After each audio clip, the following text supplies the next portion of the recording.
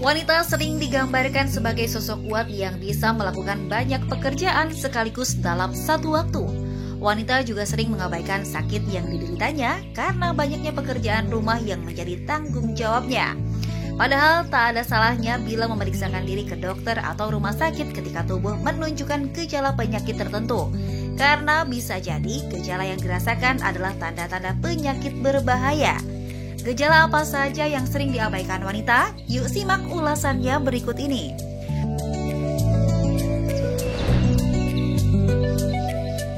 Pertama, peningkatan buang air kecil. Meningkatnya buang air kecil menjadi sebuah pertanda ada masalah pada ginjal atau saluran kemih Anda. Selain itu, sering buang air kecil juga menunjukkan adanya ketidakseimbangan hormon atau sesuatu yang salah dengan mikroflora vagina. Normalnya buang air kecil adalah 4 hingga 10 kali dalam sehari. Namun jika lebih dari itu, segera berkonsultasi ke dokter ya.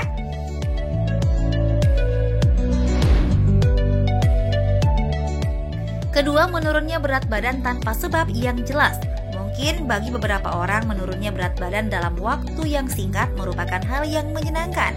Tapi jangan salah, ini juga bisa menjadi pertanda gejala penyakit kronis seperti diabetes tipe 2 atau kanker. Jika Anda kehilangan berat badan 4-6 kg dalam 6-12 bulan terakhir tanpa olahraga dan mengikuti program diet, maka Anda harus segera periksakan diri.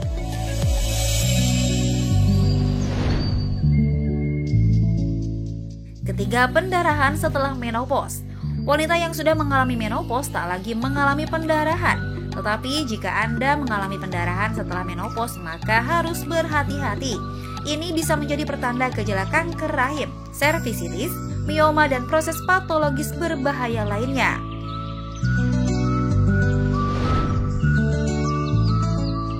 Terakhir, perubahan pada payudara.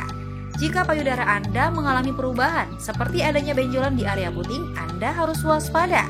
Bisa jadi itu adalah tanda-tanda pertama kanker payudara. Maka dari itu, penting sekali untuk memeriksa payudara Anda sendiri untuk memastikan apakah ada benjolan atau tidak. Nah, mulai sekarang segera periksakan diri ke dokter bila gejala-gejala tersebut terjadi. Karena keselamatan diri jauh lebih penting dibanding mengutamakan setumpuk pekerjaan rumah yang tak ada habisnya.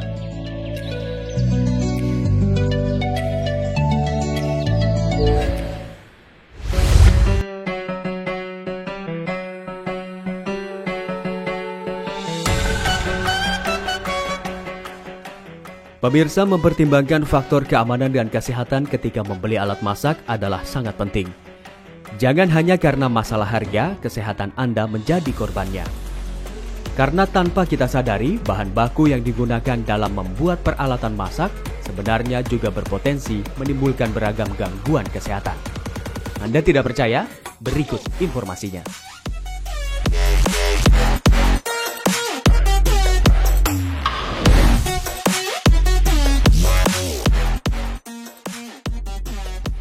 Yang pertama adalah alat masak anti lengket atau non-stick cooking cookware. Alat masak jenis ini sangat populer di Indonesia. Tapi sebaiknya Anda juga mempertimbangkan risiko kesehatan yang bisa ditimbulkan akibat penggunaan peralatan masak dengan lapisan anti lengket ini.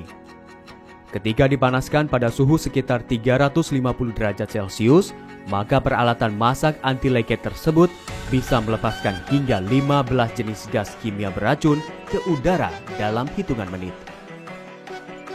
Gas kimia beracun tersebut meliputi 2 jenis senyawa karsinogenik yang dapat menyebabkan kanker. Tapi tidak semua alat masak anti lengket berbahaya. Alat masak anti lengket yang bebas PFOA atau perfluorooctanoic acid sudah terbukti aman untuk digunakan dan bebas dari segala risiko gangguan sehat. Alat masak kedua adalah yang berbahan stainless steel atau baja tahan karat dan sedikitnya 10,5% kromium untuk mencegah proses korosi atau pengaratan pada logam. Jika Anda kerap menggunakan peralatan masak jenis ini, yang perlu diperhatikan adalah penggunaannya. Jangan menggunakan peralatan masak tersebut dengan cara yang terlalu ekstrim, karena bisa merusak lapisan anti karatnya. Jika lapisan tersebut rusak atau tergores, maka zat berbahaya yang terkandung di dalamnya seperti kromium dan besi bisa berpindah ke makanan yang sedang Anda masak. Yang terakhir adalah alat masak berbahan dasar tembaga.